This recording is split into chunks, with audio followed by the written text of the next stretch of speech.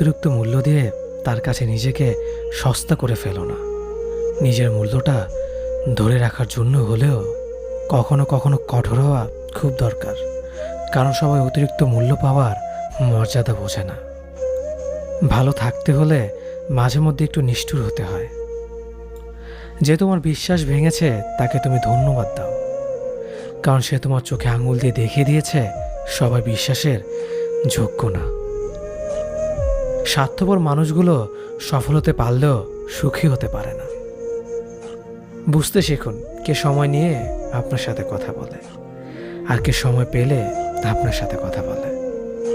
পৃথিবীতে কঠিন বাস্তবের মধ্যে একটি বাস্তব কথা হলো, মানুষ যখন সফলতার দ্বারপ্রান্তে এসে পৌঁছায় আর তখনই প্রিয় মানুষটি হারিয়ে যায়।